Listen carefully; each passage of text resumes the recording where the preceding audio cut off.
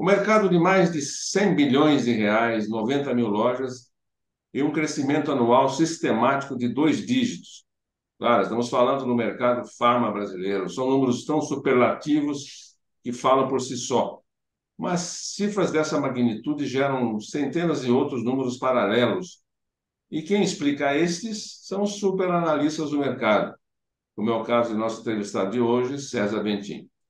Executivo consagrado no mercado farmacêutico, onde atuou comandando equipes de vendas e unidades de negócios, hoje ele é diretor de relacionamento com parceiros e estratégias da Equivia. A Equivia, amigos, é coisa de gente grande, uma empresa que atua em mais de uma centena de países e se tornou líder global na análise de informações e pesquisas que radiografam completamente a área de saúde em seus mínimos detalhes.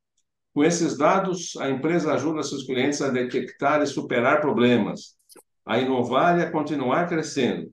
O melhor de tudo, a Equivia agora é parceira da BC Pharma na divulgação de estatísticas exclusivas sobre o mercado farmacêutico, que vão ajudar nossos associados a evoluir cada vez mais. Olá, César, obrigado por estar conosco. Bom dia a todos que estão nos acompanhando aqui. Eu super agradeço a BC Pharma. É sempre um prazer, uma satisfação falar com vocês. Muito bem. César, eu baseei minha primeira pergunta na nomenclatura do seu cargo na empresa. Quem são os parceiros estratégicos da equipe? Sim. Assim, os parceiros estratégicos são os provedores de dados, né? Basicamente aí o varejo e também a distribuição, né? Então nós temos hoje, para você ter uma ideia, nós temos mais de 1.000 provedores de dados, né? Que nós consideramos parceiros nessa jornada, uma vez que a gente procura, através desse compartilhamento de informações, e nós temos toda uma política de compliance para que a informação seja lida de uma maneira concorrencialmente saudável, ou seja, tem todo um cuidado para que os dados de uma farmácia específica sejam vistos apenas por ela e que ela possa se comparar com o mercado, né? Então, são mais de 1.000 provedores de dados, não salvo engano, já estamos passando aí de 1.100, o que nos deixa muito orgulhosos e, sobretudo, da possibilidade de estabelecer uma verdadeira ponte entre os diversos players do mercado, os diversos atores do mercado. Nós costumamos dizer que conforme a informação chega da farmácia e a gente abastece essa informação com a indústria, isso acaba gerando acesso à saúde. Por quê? Porque se o seu Antônio, do interior de alguma cidade do Brasil, consumiu uma losartana genérica de qualquer que seja a origem de qualquer que seja o fabricante, esse fabricante recebe a informação daquela demanda e, portanto, tem condições de fazer a reposição do seu estoque naquela farmácia, em qualquer lugar que seja do Brasil. E só para finalizar, hoje nós temos mais de 98% de cobertura de tudo que se vende no canal Farmácia no Brasil, que nos dá uma projeção de informação censitária no Brasil, ou seja, nós temos uma cobertura que permite uma confiabilidade nessas trocas de informações entre todo o mercado bastante alta, bastante apurada, que permite tomadas de decisões dos diversos setores, desde a farmácia até a indústria farmacêutica e também as outras indústrias que abastecem a farmácia, porque nós também temos informação de não medicamentos, né, que aliás são cada vez mais importantes para o mix da Eu, farmácia. eu vou perguntar isso. Vocês certamente também visitam farmácias ou não? Não, não, nós não Não. visitamos. O censo é feito pelos, digamos assim, pelos dados que estão numa, numa nuvem muito específica, né? Bastante Exatamente, carregada de números, né? exatamente. Agora, deixando para trás os 2 anos de pandemia, César, e torcendo para que essa subvariante BQ1, né, não inicie Uhum. outro ciclo maldito, a equipe detecta mudanças definitivas no comportamento dos clientes das farmácias nesse período, por causa da pandemia? Sem dúvida, senso comum, né, o consumidor, o brasileiro como um todo, ele acordou um pouco mais para cuidados com a saúde, especialmente do autocuidado, né? E isso demanda da farmácia um comportamento, uma reação diferente.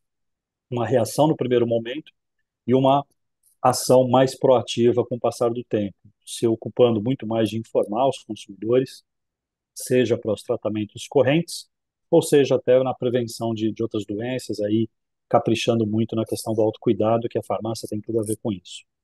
Então, de fato, houve sim uma mudança de compliance, de tratamento, de adesão a tratamento, e também de preocupação com a saúde como um todo. Por isso, essas 90.500 farmácias que nós temos nas bases hoje, a IQVIA, elas são muito importantes, né? Cada vez mais de ajudar a prover ou promover acesso à saúde. Para César, com base nos dados levantados pela equipe, essa massa monumental de informações, o mercado farmacêutico brasileiro, né, o varejo, tem particularidades que o distinguem do varejo de outros países? Assim, bastante, bastante. Você pega o mercado americano, ele está muito baseado em redes, uma dominância muito grande em redes, diferente do Brasil, que você tem um mercado muito importante de redes, liderança inclusive, mas eles não estão tão sozinhos quanto. Na Europa existe toda uma lógica de concessão governamental, a lógica é muito distinta, isso na Europa continental, né, na Inglaterra é um pouco mais parecido com os Estados Unidos, mas no Brasil a configuração do varejo, né, ou seja, o varejo independente, os associativismos, as franquias e também as redes que existem no Brasil afora tornam o ecossistema, né, do mercado brasileiro bem peculiar, bem particular em relação aos demais países do mundo. Sempre dá para aprender, né? A gente aprender alguma coisa com eles, eles com a gente, mas de fato nós temos particularidades que me parecem ser bastante notórias aqui nossa. Num país continental como o nosso, aquela velha história, país continental, as farmácias independentes das pequenas cidades ainda formam a maioria do mercado brasileiro, né? Apesar de algumas dificuldades que elas têm para evoluir diante do avanço das grandes redes. Essa é uma característica também tipicamente brasileira, quer dizer, as pequenas farmácias ainda seduzem o nosso consumidor? Acho que tem muita questão da proximidade, né? Que historicamente, né? Você pegar histórias até engraçadas, né? Do atendimento que a farmácia, independente da rede ou não. O que eu acho que acontece de novidade no mercado é a profissionalização crescente, né? Então, hoje, as tomadas de decisão precisam ser baseadas em dados, aí nós temos uma contribuição nesse aspecto, cada vez mais nesse sentido, mas também o fator humano conta muito, né? Eu acho que aplicar no desenvolvimento das pessoas que estão atendendo, isso mais especificamente voltado o comentário para a farmácia independente, segue sendo um fator de perenidade do negócio mesmo, né? Então, de fato, a farmácia independente está aí, vital. Nossas bases apontam um crescimento de 2 dígitos, né, do canal independente, como nós chamamos, continua mais forte do que nunca e também mostra um lado empreendedor do brasileiro, também no segmento de saúde, né, onde nós temos uma regulamentação brutal, né, governamental, regulatória, Sem sanitária, dúvida. e o empreendedor brasileiro acompanha, né? Então, nós temos mais de 50.000 farmácias independentes no Brasil hoje que estão aí vivas, pulsantes e contribuindo em geração de renda e, sobretudo, atendendo o consumidor brasileiro, prestando boas informações sobre saúde, etc. Você diria que um atendimento mais pessoal, mais envolvente, ainda faz a diferença ou pelo contrário, cada vez mais faz a diferença numa farmácia? Ou o preço baixo e o atendimento rápido para a pessoa poder ir embora logo, perto do seu trabalho, ainda compõe o pulo do gato das nossas farmácias? Eu costumo dizer que é uma combinação, sabe? É uma combinação entre as duas coisas, porque um bom atendimento é fundamental, mas se você tiver com a precificação muito fora do mercado, a pessoa acaba se seduzindo, especialmente em momentos difíceis, de desemprego alto, inflação alta, dificuldades econômicas de maneira geral, inflação corroendo renda, etc. Então a gente sempre precisa ficar de olho, né? Mas se você tiver com equilíbrio de preço e tiver um bom atendimento, me parece que os consumidores tendem a topar pagar alguma coisa a mais para ter aquele bom atendimento, aquele atendimento personalizado. E aí traz uma outra dificuldade, né? A dificuldade de você conseguir escalar, né? Atender um grande número de pessoas com essa profundidade que a gente está falando aqui. Aí entra um pouco de tecnologia, e tecnologia hoje está disponível até a custos baixos, né? Aí depende de cada empreendedor conseguir entender qual que é o melhor caminho. O que a Ikivia levantou recentemente sobre o avanço das vendas online após a pandemia também? O Uhum. e-commerce, farma delivery, enfim, essa nova tendência. Sim, sim, veio para ficar, sem dúvida, né? Antes da pandemia, menos de 2% do que se vendia era vindo do canal digital, e hoje nós já atingimos patamares de 6%, 7%. Mas isso é média Brasil, né? Então, você está calculando aí, colocando na conta, desde a farmácia que é zero digital, e até aquelas grandes redes que chega a 20, 22, 24% das suas vendas vindo do canal digital. Então, mas assim, sabe, eu refletindo aí, o público pode estar assistindo, o que que é o digital, né? Então, vamos entender que uma boa estratégia de WhatsApp também é digital. E isso é totalmente viável, porque quando você fala do canal digital, parece que eu preciso de construir um mega site, eu preciso de um Sim. marketplace super sofisticado, e às vezes nessa história de atender bem um raio de atuação de uma farmácia que seja independente, ou mesmo um associativismo, etc., você consegue fazer isso com uma boa estratégia de WhatsApp, por exemplo, né?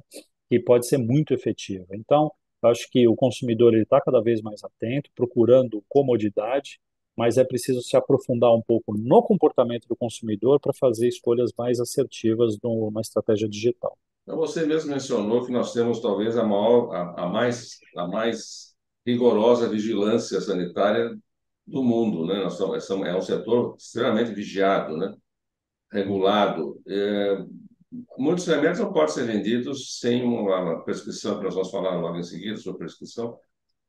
Precisa da prescrição, portanto, precisam que se faça essa ponte entre a autorização para venda e a venda. Como é que as vendas digitais conseguem funcionar nesse universo tão regulado? É Eu produtos acredito, VIPs que vendem mais por esse sim, não, canal?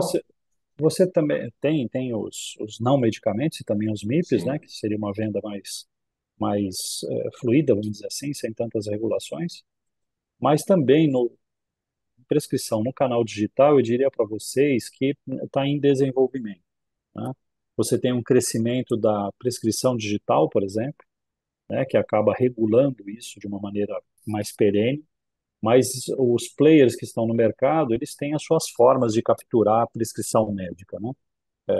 De forma, mesmo que seja eletrônica ou mesmo no momento de entrega do medicamento na casa da pessoa, a apresentação da receita para ter a confirmação. Então, eu acho que o varejo está se adaptando nesse momento para estar cada vez mais assertivo. Uma outra coisa que é interessante de ver é que os produtos sob prescrição, que nós chamamos de RX promovido, eles são até mais presentes no canal digital percentualmente do que na farmácia. Então, o genérico, por exemplo, ainda está vivendo um momento de ganhar espaço no canal digital, que mostra um pouco a receita do médico acaba ficando mais ligada a esse tipo de medicamento do que um genérico ou mesmo um similar, né, no canal digital. Mas Mas eu entendo, só para resumir, que, sim, assim, só para resumir, é uma questão de desenvolvimento. Daqui a um pouco, a evolução. prescrição digital vai ganhar uma perenidade, vai ganhar um volume mais abrangente, e as coisas vão se acertar de uma maneira mais automática, né? Hoje, acho que ainda tem algumas adaptações exatamente para cumprir a lei. Aliás, você citou genéricos, eles completaram 22 anos em Brasil, sucesso, evidentemente, uma política de alto sucesso, grande sucesso, né? Tem um papel relevante na adesão ao tratamento de milhares de brasileiros serem mais acessíveis, né? Segundo os dados da equipe, eles ainda têm espaço para crescer nesse mercado? Assim, sem dúvida, sem dúvida. Acho que o acesso a medicamentos ainda é um assunto em pauta, né? Inclusive na esfera pública, né? Na esfera governamental. Está Ah, diminuindo, né, as caras o acesso. assim, mas eu acredito assim, né? O Brasil, o SUS tem um papel fundamental, né? Para alavancar. Acho que a despeito dos desafios todos que nós temos no Brasil, nós temos um SUS aí que se provou tão útil, né? Durante a pandemia, né? Sem o SUS, eu acho que a gente teria um prejuízo muito maior, aí, Sem dúvida. principalmente em termos de vidas, né? Mas, sem dúvida, o genérico já é uma realidade na vida do brasileiro, já tem mais de 2 décadas, né? E, e ocupando cada vez mais espaço. Acho que foram vencidas algumas etapas, né? Teve a primeira etapa da questionamento de qualidade, por exemplo, que aqui e ali ainda pode sobrar alguma Resistência de alguns médicos, resistência. né? Então, acho que esses 22 anos foram muito assim para se estabelecer como uma alternativa viável a acesso, né, da população. E eu acho que ainda 220 milhões, 215, 220 milhões de habitantes que nós temos, ainda entendo que existe bastante espaço. Faz tempo que eu não vejo isso com a progenéricos, por exemplo, mas eu Sim, tenho certeza que eles devem ter uma perspectiva positiva. sim. Em contraponto aos genéricos, temos que falar dos remédios de prescrição, que o médico prescreve, né? Portanto, precisa de uma operação um pouco mais burocrática para se obter, né? A primeira rodada da parceria da HC Pharma com vocês, a Equivia, a gente publicou na nossa revista estatísticas sobre o atual momento dos medicamentos RX, né, tecnicamente falando, ou seja, prescritos pelos médicos. E uma das conclusões que esses remédios de prescrição, que são mais caros, não são de venda livre, ainda atraem muitos nossos consumidores. Por quê? Nesse estudo que a equipe já fez especificamente dessa categoria.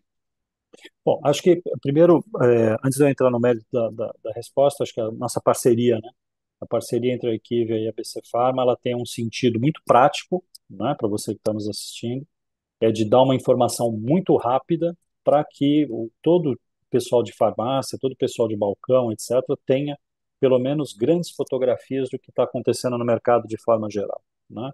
E aí nós quebramos em capítulos essas informações, porque pode ficar muito maçante. O primeiro tema, né, que já está publicado aí, que vocês podem consumir essa informação, a gente procurou ser o mais objetivo possível, porque a gente sabe que na farmácia o dia a dia é É, muito agitado, é muito dinâmico, né? sim. Então precisa ser uma informação de rápido consumo e que fique alguma coisa, né? Para aquelas pessoas, no sentido de ajudá-las na gestão e uma compreensão do que está acontecendo. No que diz respeito à prescrição, que é esse primeiro tema, né? Ou seja, o fluxo de consumidores na farmácia, quer dizer, onde é que o consumidor pode comprar medicamentos sob prescrição médica? Aliás, medicamentos como um todo, mas no capítulo particular de prescrição, só na farmácia. Então, são milhões de consultas médicas que são feitas todos os dias, e boa parte delas necessita da utilização de algum tipo de medicamento para as diversas afecções, né, infecções que existem detectadas ou diagnosticadas pelos médicos, né? Então, portanto, garante um fluxo muito grande de pessoas para a farmácia. E aí, de posse dessa prescrição, aí muita conversa com o próprio consumidor, se vamos converter a receita que está com o medicamento referência escrita na receita, ou se tem alguma alternativa de algum genérico que esteja com um preço mais acessível, etc. E tem toda a dinâmica que vocês conhecem muito bem. Mas, sobretudo, esse fluxo de pacientes que chegam à farmácia é muito dessa dinâmica, né, dessa lógica da visitação maciça que existe de diversos com pacientes no Brasil inteiro para as diversas especialidades. Nós temos mais de 500 mil médicos no Brasil, né, uma abrangência muito boa, né? Então, de fato, a prescrição acaba hoje sendo responsável, medicamentos como um todo, especialmente de prescrição, eles são mais da metade do faturamento, né, Mas de uma se me farmácia. perdoe uma pequena intervenção. Aqui, Claro. eu estou lendo nessa contribuição daqui com a ABC Pharma, os setores, né, as especialidades em que as prescrições hoje são mais presentes nas farmácias: digestão e metabolismo, sistema nervoso, sistema cardiovascular, sistema geniturinário, sistema músculo-esquelético, aparelho respiratório e anti-infecciosos. É uma vasta gama, né, Sem dúvida. de segmentos médicos, e eu fico imaginando, você desenhou bem, né, 500 e tantos mil médicos atendendo pessoas e passando receitas, né? Isso vai cair só na farmácia, Exatamente. centro de vendas a não ser Que, a aliás, farmácia. né, eu costumo dizer, a farmácia é um lugar de acolhimento, né? As pessoas, quando chegam na farmácia, elas buscam uma informação, buscam um acolhimento mesmo, ou seja, por isso que encaixa um pouco com o que a gente estava dizendo agora há pouco, da importância do time de balcão para atender as pessoas, né? O treinamento. Você, César, hoje em dia o mantra, né, do segmento é assistência farmacêutica, atendimento farmacêutico, até consultório farmacêutico, mas a gente, na prática, você frequenta farmácia como eu frequento, sobretudo nas grandes redes, né? Isso ainda não é praticado com toda a ênfase que poderia, né? O ato de chamar a dispensação, um termo que eu também não gosto muito, mas é o termo que se usa, dispensação Uhum. do medicamento, é um pouco mais rápido, um pouco mais prático, e a assistência, que seria esse relacionamento entre o profissional de farmácia e o cliente, mais pessoal, não é muito frequente ainda, deve ser. Mas as farmácias são, para usar um termo da moda, um hub de saúde, né? Você considera isso também, que isso tudo pode evoluir. Acho que a gente vai chegar nesse tal hub de saúde. Acho que a gente vai chegar lá. Como é que a gente chega lá? Ampliando os serviços. Nós precisamos ainda entender que tipo de serviço que o consumidor topa pagar na farmácia, né? Aferição de pressão. Será que o consumidor vai pagar para ter esse serviço ou esse serviço é gratuito e aí você aumenta a fidelização, por exemplo? Entre outros testes que podem acontecer na farmácia nesse sentido de ser mais um braço importante do, desse grande sistema de saúde que a gente tem no Brasil, né? Então, eu acredito que a questão do hub de saúde, que é um conceito um pouco mais complexo, acho que está em construção. Mas a gente já tem várias iniciativas muito importantes acontecendo aí Brasil afora. A gente tomou conhecimento, até fizemos uma reportagem, vai sair agora daqui a alguns dias. As farmácias já estão oferecendo, imagine você, estamos no Novembro Azul, né? O mês da próstata. Estão oferecendo testes de PSA, que era um teste tido como um teste muito científico, muito técnico, né? Que só Uhum. laboratórios faziam. As farmácias já fazem esse teste e entregam o Pois, resultado em 10 minutos. A pessoa não precisa nem voltar para pegar, ela já sai com um exame e vai levar para o seu médico analisar aquele índice, né? Mas pois. você veja que, através de iniciativas isoladas, ainda isoladas, esse conceito está, de fato, amadurecendo, né? Exatamente, A exatamente. IQVIA também detecta isso com os números, né? Com certeza. E fala-se muito também, além da prescrição, a gente lê em qualquer lugar, na IQVIA, qualquer outra empresa de levantamento de dados sobre o mercado, que os chamados MIPs, né, que não dependem da, da intervenção do profissional de farmácia, a pessoa vai lá nas prateleiras, pega e passa no caixa e paga. Os MIPs crescem permanentemente e as farmácias, por causa disso, deveriam dar uma atenção maior. Por exemplo, não vejo as farmácias designarem um profissional específico para cuidar daquela área. Ele Sim, sai do balcão e vai te atender. Você acha sim. que as farmácias, pelos números que vocês têm sobre vendas e MIPs, deveriam investir mais nessa área também? Definitivamente. Por quê? Vamos quebrar. Se você olhar o faturamento total da farmácia, uns 19%, isso eu estou falando média Brasil, né? Isso pode variar bastante aí.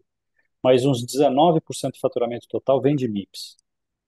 Quando você faz um recorte só para o que está disponível fora do balcão, né, e aí tem medicamentos e não medicamento, e o único medicamento que pode estar fora do balcão é o MIP. Quando a gente olha o salão, portanto, o MIP é 40% do faturamento. Quando você retira da conta os medicamentos sob prescrição, 40%. Então, se você não faz uma gestão do MIP, no mínimo bem feita, você vai tirar resultado de onde? De conveniência, de fraldas, de shampoos, de personal care, né, como se fala, né, que é perfumaria, muito difícil. Então, acho que fica um alerta para quem está assistindo a gente. O trabalho de MIP ele é crucial. E aí eu vou dar uma outra informação que é uma pesquisa já um pouquinho antiga, de 2018, mas eu acho que ela ainda, de certa forma, vale. A principal razão de destino de um consumidor para a farmácia não é medicamento sob prescrição, é MIP. Isso é verdade porque nós acrescentamos na pesquisa a frequência de compra. E a frequência de compra de um medicamento sob prescrição, ele tem uma intermitência mais alongada do que o MIP, que ele é comprado de uma maneira mais, uh, uma maior repetição, né, do que o, por exemplo, uma pessoa recebeu uma prescrição de um antibiótico. Provavelmente vai ser a única prescrição no ano, né, e ela comprou aquele medicamento. E até, às vezes, um medicamento crônico, né, um produto para controle de pressão, controle de diabetes, glicemia, etc. Em geral, as pessoas compram duas ou três caixas. né, e acaba ficando 1 ou 2 ou 3 meses sem aparecer na farmácia para recomprar aquele produto. Já o MIP, estou com uma dor de cabeça, eu entro na farmácia, compro um blister, né, com 4 comprimidos, eu vou consumir 1 ou 2 ou 3 comprimidos, até os 4 comprimidos, dependendo da posologia, e ele pode ter uma dor de cabeça daqui uma semana, 10 dias, então a frequência é muito maior. Então, com esse dado, eu chamaria muita atenção de quem está assistindo, quem teve a paciência de assistir até agora, né? Dica quente. Se não fizer uma gestão bem feita de MIPS, você fica com 20% do teu faturamento sob risco de não dar resultado.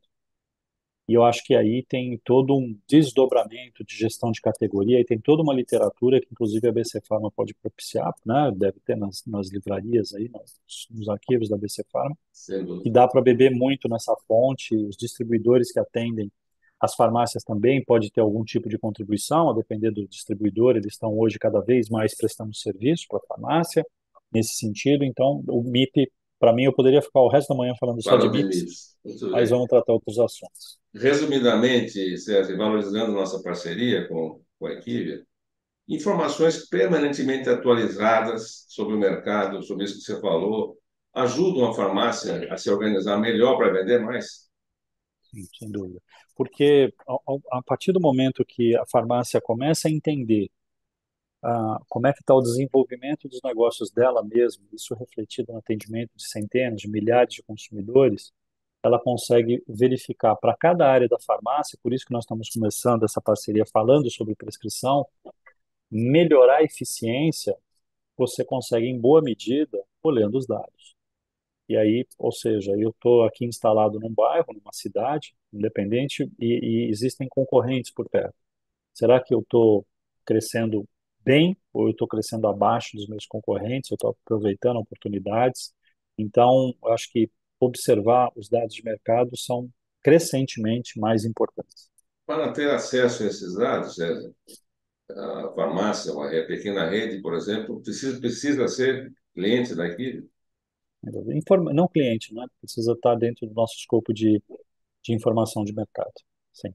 E isso está ao alcance das farmácias, não são apenas farmácias Sim, grandes sim, que... sim, existem vários canais, né? Não, obviamente, todas as redes estão nas nossas bases, mas no associativismo também, muito nas nossas bases, e aí tem toda uma lógica dentro dos associativismos de informação interna, que até o próprio associativismo proporciona essa informação, e as independentes ficam de uma maneira mais autônoma, né? E aí tem ferramentas também que a gente possa contribuir com eles. Bom, a gente está terminando nosso papo, César, e eu queria saber o seguinte, não sei se você pode responder.